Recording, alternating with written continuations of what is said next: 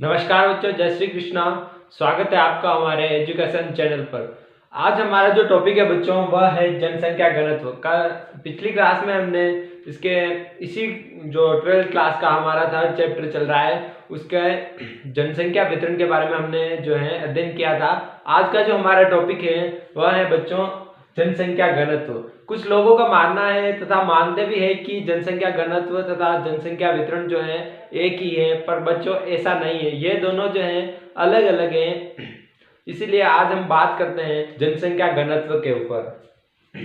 तो जनसंख्या जो घनत्व है बच्चों उसको देख लेते हैं। किसी भी क्षेत्र में जो लोग निवास करते हैं, कहीं कोई प्रदेश से कोई क्षेत्र है, वहाँ के जो जितने भी लोग वहाँ निवास करते हैं उसको क्या बोलते हैं, कुल वहाँ की कुल जनसंख्या हो जाएगी, कुल जनसंख्या। तथा जो उस क्षेत्र का जो क्षेत्रफल है बच्चों, उसका कुल जो क्षेत्रफल है, कुल क्षेत्रफल।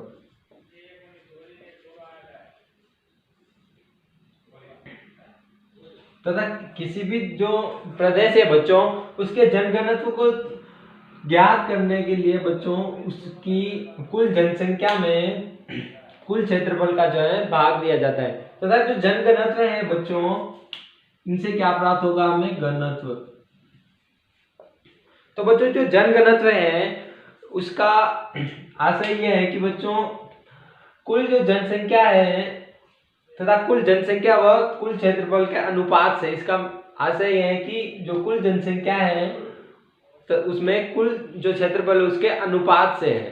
तथा जो हमारा जनसंख्या जो वितरण था उसका आशय था कि जो जनसंख्या का फैलाव है उसके ऊपर हमने जो पिछली बार अध्ययन किया था। इसका आशय है कि जो कुल क्षेत्रफल तथा कुल जो जनसंख्या है उसका कुल क्षेत्रफल, इन दोनों का जो अनुपात होता है, इससे जिसको क्या बोलते हैं, घनत्व।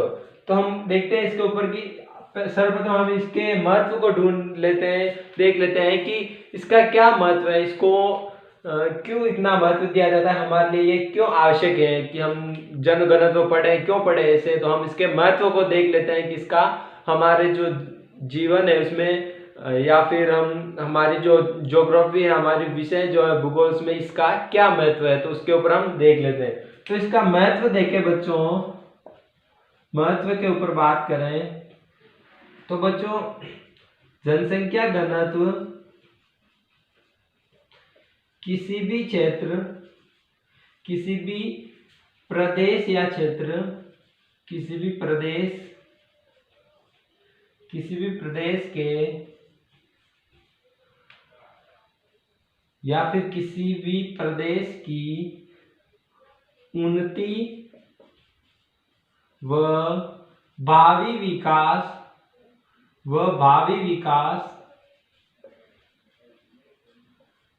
का अनुमान लगाने का एक आधार है। भावी विकास का अनुमान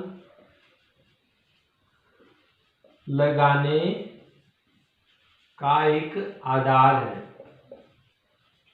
तो बच्चों ये क्या है, ये जो किसी भी जो प्रदेश है, कोई भी प्रदेश है या फिर कोई भी क्षेत्र है, उसकी जो उन्नति तथा उसका जो भावी विकास है उसके बारे में जो अनुमान लगाएंगे वो किसके द्वारा लगाएंगे, हम जनघनत्व के द्वारा, कि वहां पर कितनी सघनता है, वहां पर कैसा जो उनकी उसकी उन्नति कैसी है, उसका विकास जो भावी विकास होगा वह कैसा होगा, उसके बारे में जो हम अनुमान लगा सकते हैं उसका आधार क्या है, जनघनत्व, जिसके द्वारा हम ये सब जान सकते हैं। तो बच्चों घनत्व क्या हो गया, कुल जनसंख्या की उसमें कुल क्षेत्रफल का भाग देने पर हमारा घनत्व जो है प्राप्त होता है। तथा ये कुल जनसंख्या कुल क्षेत्रफल के अनुपात को जो है क्या कहते हैं, घनत्व। इसका महत्व हमने देख लिया। अब हम बात करते हैं कि बच्चों हमारी जो पाठ्य पुस्तक या फिर हमारी जो बुक है, किताब जो है, उसमें इसके कुछ प्रकार दे रखे हैं, उस पर हम अध्ययन कर लेते हैं। तो जनघनत्व है बच्चों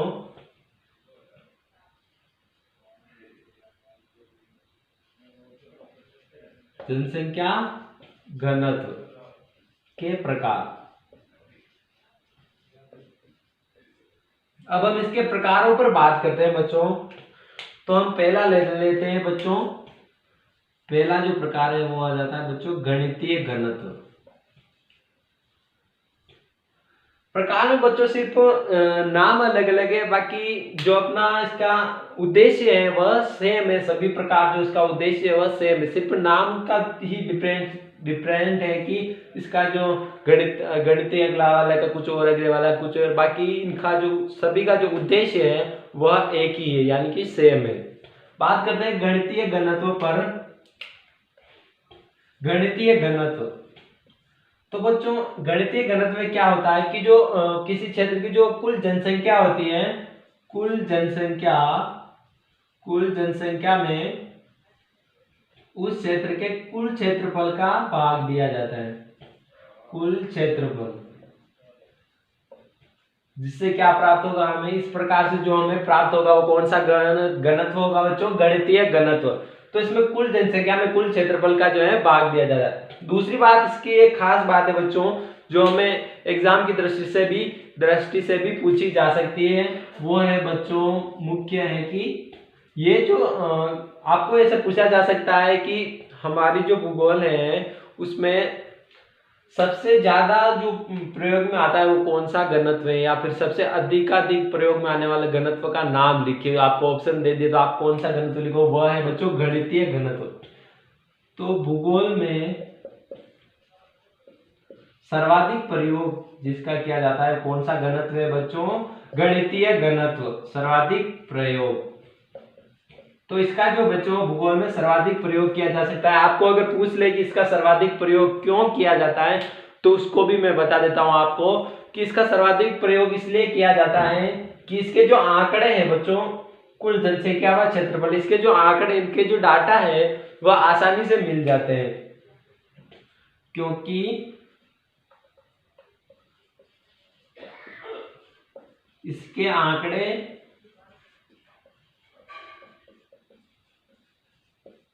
आसानी से मिल जाते हैं।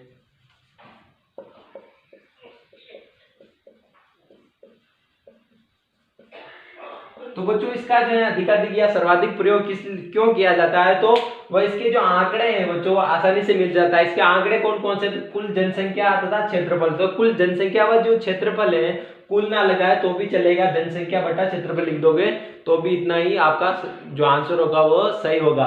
तो इसके जो आंकड़े हैं बच्चों, जनसंख्या व क्षेत्रफल, वो कहीं भी किसी भी क्षेत्र के हैं जो आसानी से मिल जाते हैं। बाकी दूसरे जो हमारे जो आंकड़े हैं अगले जो हम लेंगे घनत्व का जो प्रकार लेंगे वो आसानी से लगभग नहीं मिलते हैं, उसके लिए समय लगता है, बल्कि ये जो कुल जनसंख्या और क्षेत्रफल है वह आसानी से कहीं पर भी मिल जाते हैं, इसलिए जो इसका प्रयोग है वह सर्वाधिक किया जाता है। तो आपको क्वेश्चन ये याद रखना है कि भूगोल में सर्वाधिक प्रयोग कौन से घनत्व का किया जाता है, तो वह है गणितीय घनत्व। इसके बाद हम बात करते हैं इसके दूसरे प्रकार की। अगला जो हमारा प्रकार है इसका घनत्व का, वो आता है बच्चों आर्थिक घनत्व।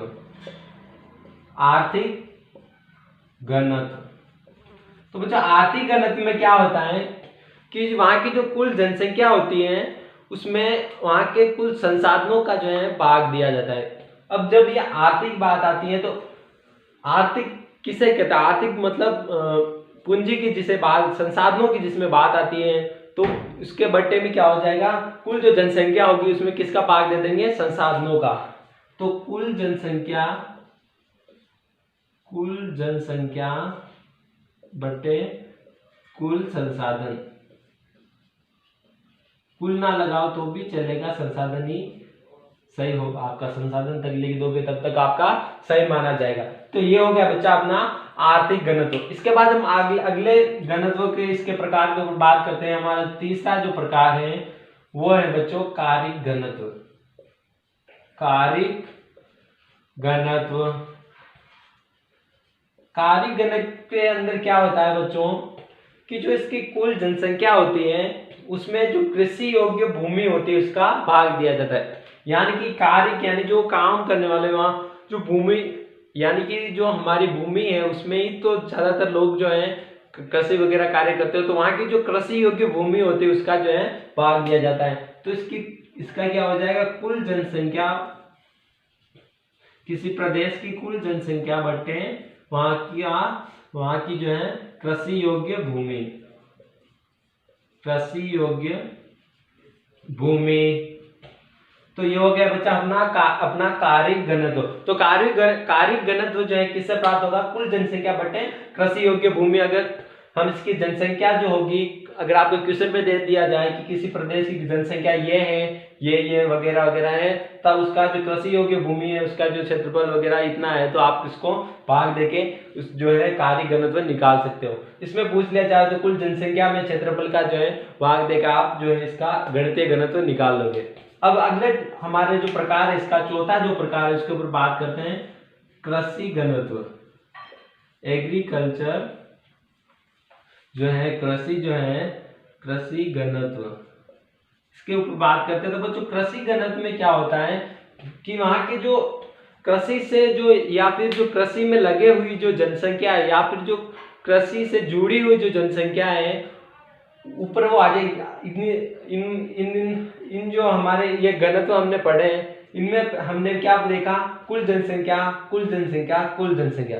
अब हम जो आएगा कृषि घनत्व में क्या होगा बच्चों कि जो कृषि से जुड़ी हुई जो जनसंख्या है, इसमें हम पूरे जो सभी जो लोग हैं, जनसंख्या है हमारी कुल जनसंख्या, उसकी बात कर रहे थे।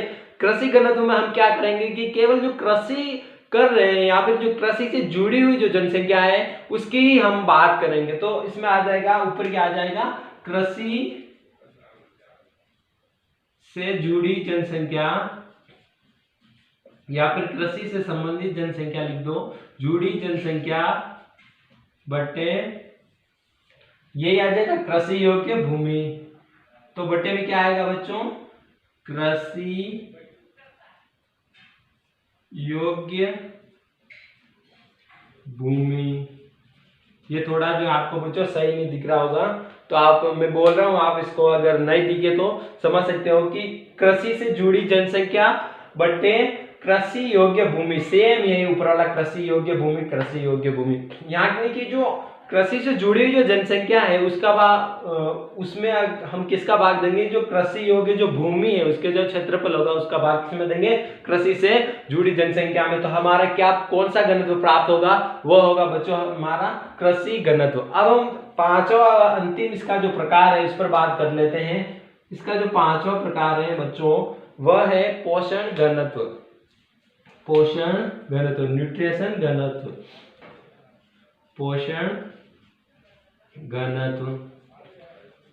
पोषण घनत्व के अंदर क्या होता है बच्चों कि जो कुल जनसंख्या होती है उसमें अगर ये जो पोषण है बच्चों हमारे शरीर के लिए, वो पोषण किससे प्राप्त होता है, प्रोटीन, वसा, कार्बोहाइड्रेट जो भी है वो हम कौन सी चीजों से प्राप्त करते हैं। तो हम कुछ खाते हैं तभी तो सब्जी फल वगैरह हरी सब्जियां वगैरह खाते हैं तभी तो प्राप्त होता है वसा, प्रोटीन वगैरह, उनसे ही तो प्राप्त होता है। तो यहाँ पर कुल जनसंख्या होगी उसमें किसका भाग दिया जाएगा बच्चों, जो हमारी भोज्य फसलें या फिर जो हमारी खाद्यान्न फसलों का जो क्षेत्रफल होगा उसका भाग दिया जाएगा। तो कुल जनसंख्या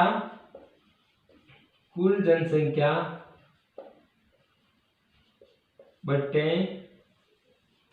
भोज्य पदार्थों का क्षेत्रफल या फिर खाद्यान्न जो हमारा पदार्थ होता है उनका क्षेत्रफल, भोज्य पदार्थों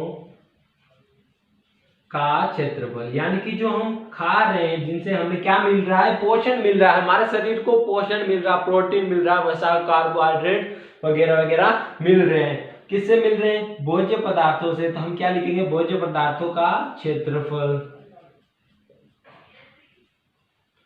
तो हमारा पोषण घनत्व क्या हो गया बच्चों, कुल जनसंख्या बटे भोज्य पदार्थों का क्षेत्रफल। ये जो हमारा क्षेत्रफल ये होगा। हमने ये बात कर ली इनके प्रकार पर। सर्वप्रथम कौन सा प्रकार है, गणितीय घनत्व। सर्वाधिक जो है लगभग यही उपयोग लिया जाता है हमारे विषय जो है भूगोल या ज्योग्राफी के अंदर। इसमें क्या होता है, कुल जनसंख्या में कुल क्षेत्रफल का भाग दे दो या फिर जनसंख्या में क्षेत्रफल कुल ही आएगा, वो तो आधी तो आ नहीं सकती, तो कुल जनसंख्या में कुल क्षेत्रफल का जो है भाग दे देंगे। उसके बाद ये सबसे ज्यादा उपयोगी है, सर्वाधिक उपयोग किया जाता है इसका, इसलिए ये महत्वपूर्ण क्वेश्चन बन सकता है कि जो हमारे भूगोल विषय उसमें सर्वाधिक उपयोग में लिया जाता है। कौन सा घनत्व है, तो वह है गणितीय घनत्व। दूसरे नंबर पर आता है बच्चों आर्थिक घनत्व। आर्थिक घनत्व का संबंध किससे, संसाधनों से, पूंजियों से। तो संसाधन इसके बट्टे बांधेंगे और कुल जनसंख्या में भाग देंगे संसाधनों का। इसके बाद कार्य घनत्व है, तो कारिक घनत्व जो है कुल जनसंख्या में जो कृषि योग्य भूमि की उसका भाग दे देंगे। इसके बाद हम चौथा जो प्रकार आता है कृषि घनत्व आता है बच्चों। जो कृषि से जुड़ी हुई जो जनसंख्या है उसमें किसका भाग देंगे, कृषि योग्य भूमि का। इसके बाद हमारा पांचवा प्रकार आ जाता है पोषण घनत्व। हमें जो पोषण मिलता है भोज्य पदार्थों से उनका जो क्षेत्रफल होगा उसका भाग दे देंगे हमारी कुल जनसंख्या में। तो क्या आ जाएगा हमारा पोषण घनत्व। तो बच्चों ये हो गए हमारे इसके गणितीय जो हमारा जन घनत्व था उसके प्रकार। तो हमारी बुक में जो है इसके जो 5 प्रकार दे रखे उनमें उन पर हमने अध्ययन किया और आशा करता हूं कि आपको समझ में भी आ गया होगा और आपको जो है इनको निरंतर जो है पढ़ते रहना है ताकि एग्जाम तक जो है हमारे दिमाग में फुल फिट हो जाए। अब हम बात करते हैं बच्चों, यहाँ तक हम आ ही चुके हैं तो अब हम बात कर लेते हैं बच्चों इनके घनत्व का जो हमारा विश्व का जो आंकड़ा है उसके ऊपर बात कर लेते हैं। अब हम बात करते हैं बच्चों महाद्वीपों के अनुसार तथा हमारा जो विश्व है उसका जन घनत्व कितना है। तो संपूर्ण विश्व की बात करें तो बच्चों विश्व का जो जन घनत्व है, विश्व का जन घनत्व देके हम विश्व का घनत्व पूछ लिया जाए एग्जाम में कि विश्व का जो है जन घनत्व बताइए। मैं यहाँ घनत्व ही लिख रहा हूँ, आप समझ लीजिए कि विश्व का जो है घनत्व बताइए या फिर विश्व का घनत्व क्या है। आपको छोटा क्वेश्चन पूछा जा सकता है एग्जाम में कि विश्व का जो है घनत्व क्या है। तो आपको क्या लिखना है बच्चों, विश्व का जो घनत्व है बच्चों वह है 47 व्यक्ति प्रति वर्ग किलोमीटर। तो बच्चों कहीं भी नींद में सपनों में कहीं भी पूछ लिया चाहे आपको एग्जाम में कहीं भी पूछ लिया, आंख बंद करके क्या लिख दोगे 47 व्यक्ति प्रति वर्ग किलोमीटर। तो विश्व का जो हमारा जन घनत्व है बच्चों वह है 47 व्यक्ति प्रति वर्ग किलोमीटर। तो आपको ये छोटा क्वेश्चन पूछा जा सकता है एग्जाम की दृष्टि से। तो विश्व का जो घनत्व है हमारा वह है बच्चों 47 व्यक्ति प्रति वर्ग किलोमीटर। अब हम बात करते हैं महाद्वीपों के अनुसार कि महाद्वीपों का जो जन घनत्व है किसका जो कितना है उसके ऊपर बात कर लेते हैं। तो सर्वप्रथम हम ले लेते हैं बच्चों एशिया महाद्वीप को, जो कि जनसंख्या की दृष्टि से सबसे बड़ा है। तो हमारा एशिया महाद्वीप पर तो हम बात करें तो एशिया जो महाद्वीप है बच्चों उसका जन घनत्व है बच्चों 116 व्यक्ति प्रति वर्ग किलोमीटर। तो एशिया महाद्वीप का पूछा जाए तो क्या है 116 व्यक्ति प्रति वर्ग किलोमीटर। अब हम बात करें दूसरे महाद्वीप के ऊपर, हम घटते क्रम में लिखेंगे। तो यूरोप महाद्वीप के ऊपर बात करें तो यूरोप जो महाद्वीप है बच्चों उसका है 32 व्यक्ति प्रति वर्ग किलोमीटर। तो यूरोप जो महाद्वीप है पूछा जा सकता है कहीं भी एग्जाम में पूछा जा सकता है, या फिर हमारा नॉलेज जो हमें आगे की भविष्य के लिए भी पढ़ाई करनी उसके लिए भी हमें याद होना चाहिए।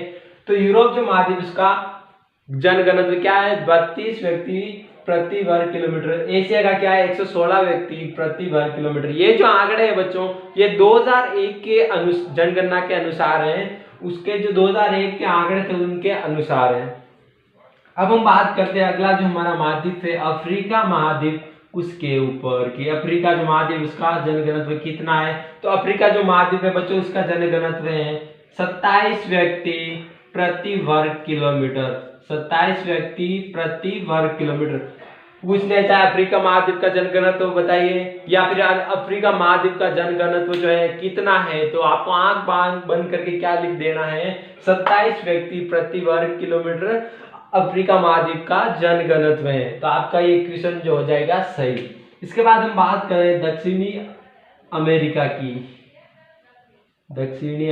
हम बच्चों घटते क्रम में जो है लिख रहे हैं। सबसे पहले सबसे हाई था उसका वो लिख दिया, हम लो में चल रहे हैं धीरे धीरे।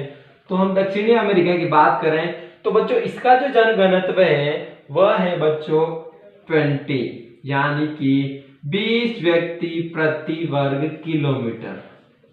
20 व्यक्ति प्रति वर्ग किलोमीटर पूछा जा सकता है। दक्षिणी अमेरिका का जन घनत्व बताए तो क्या है 20 व्यक्ति प्रति वर्ग किलोमीटर। अब हम बात करते हैं उत्तरी अमेरिका की। तो उत्तरी अमेरिका का जो जन घनत्व है बच्चों वह है 16 व्यक्ति प्रति वर्ग किलोमीटर, 16 व्यक्ति प्रति वर्ग किलोमीटर। पूछ लिया जाए एग्जाम में कि उत्तरी अमेरिका का जनघनत्व बताइए, तो क्या बताओगे? 16 व्यक्ति प्रति वर्ग किलोमीटर। हमारा जो अगला जो महाद्वीप आता है वह आता है बच्चों ओशेनिया। तो हम ओशेनिया महाद्वीप की बात करें तो उसका जो जनघनत्व है बच्चों वह है ओनली फॉर 3, यानी कि 3 व्यक्ति प्रति वर्ग किलोमीटर। 3 व्यक्ति प्रति वर्ग किलोमीटर। तो ये हो गया बच्चों अपने महाद्वीपों के अनुसार हमने इनका जनघनत्व जो है अध्ययन किया था। तो एशिया महाद्वीप का 116 व्यक्ति प्रति वर्ग किलोमीटर, यूरोप का 32 व्यक्ति प्रति वर्ग किलोमीटर तथा अफ्रीका का 27 व्यक्ति प्रति वर्ग किलोमीटर जो है इसका जनघनत्व है। अगली बात करें हम तो हमारा दक्षिणी अमेरिका जो है उसका 20 व्यक्ति प्रति वर्ग किलोमीटर जो है जनघनत्व हो जाएगा। अगली बात करें तो उत्तरी अमेरिका का जो है बच्चों 16 व्यक्ति प्रति वर्ग किलोमीटर इनका जनघनत्व हो जाएगा।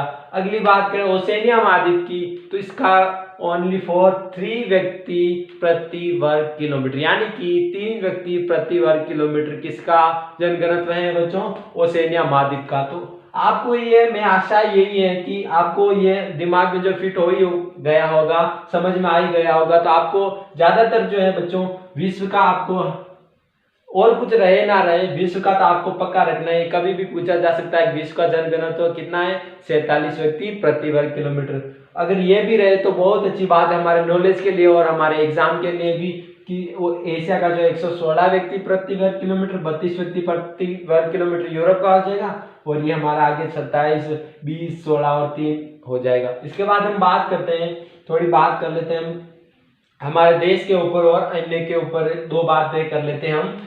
तो वो है बच्चों कि जो विश्व का जो सर्वाधिक जनघनत्व है वह किसका है? पूछा जा सकता है कि विश्व में किसका जनघनत्व सर्वाधिक है। तो आप क्या लिखोगे? विश्व का जो सर्वाधिक जनघनत्व है बच्चों, विश्व में सर्वाधिक जनघनत्व किसका है? तो आप क्या लिखोगे बच्चों? मैं इसको थोड़ा यहां से मिटा देता हूं ताकि हम इसको आसानी से समझ पाए। आपको अगर उतारना हो तो थोड़ा पीछे लेके वीडियो को पॉज करके उतार दीजिएगा। अब हम बात करते हैं कि विश्व में जो है बच्चों सर्वाधिक जनघनत्व किसका है? तो वह है बच्चों सिंगापुर का। सिंगापुर, आंख बंद करके लिख देना है। विश्व में सर्वाधिक जनघनत्व किसका है? सिंगापुर का। इसका कितना है? पूछा जा सकता है कि सर्वाधिक है पर है कितना? आंकड़े पूछ लिए जाए तो वह है बच्चों 7797, यानी कि 7797 व्यक्ति प्रति वर्ग किलोमीटर। व्यक्ति प्रति वर्ग किमी यानी कि किलोमीटर। तो कितना है बच्चों सिंगापुर का? 7797 यानी कि 7797 व्यक्ति प्रति वर्ग किलोमीटर। ये किसका है? सिंगापुर का। इसमें इसका जो जनघनत्व है बच्चों विश्व में सर्वाधिक जनघनत्व है किसका? सिंगापुर का, जो मैंने आपको बताई दिया है 7797। इसके बाद हम बात करें हमारे देश की, हमारे इंडिया की यानी कि भारत की। तो हमारे जो भारत है बच्चों, पूछा जा सकता है कि भारत का जनघनत्व बताइए। तो हमारा जो भारत है, हमारा देश जहां पर हम निवास कर रहे हैं, उसका जनघनत्व देखें तो उसका है बच्चों 388 व्यक्ति प्रति वर्ग किमी, प्रति वर्ग किलोमीटर। तो भारत का जनघनत्व कितना है बच्चों? 388 व्यक्ति प्रति वर्ग किलोमीटर। तो ये हमने बच्चों बात की जनसंख्या के घनत्व की, कुछ इसके प्रकार देखे हमने। प्रकार के बाद इसकी महाद्वीपों के अनुसार विश्व का जो जनघनत्व है उसके ऊपर भी बात की। हमारे देश के ऊपर भी बात की कि हमारे देश का कितना जनघनत्व है और विश्व में जो सर्वाधिक जनघनत्व वह किसका है। आज हम इनका अध्ययन किया, तो आप इसको आज ही क्लियर कर लें ताकि हम अगली क्लास में जो है हमारा अगला जो हमें धीरे धीरे रिपीट ना करना पड़े, बार बार इसको ही ना देखना पड़े, आज ही ये क्लियर हो जाए, हम ना अगला जो हमारा टॉपिक है वह साथ साथ में क्लियर होता जाए, हम अपने एग्जाम तक जो है पूरा हमारा कंप्लीट हो जाए। तो आज की क्लास जो है बच्चों हम ये खत्म करते हैं, और आपका कार्य यही है कि आज जो हमने पढ़ा उसको अच्छे से याद करें। फालतू की बातों पे ध्यान देने से कोई मतलब नहीं है, टाइम आपके पास बहुत कम है, इसलिए आप सदैव जो है पढ़ाई पर ध्यान दें। धन्यवाद।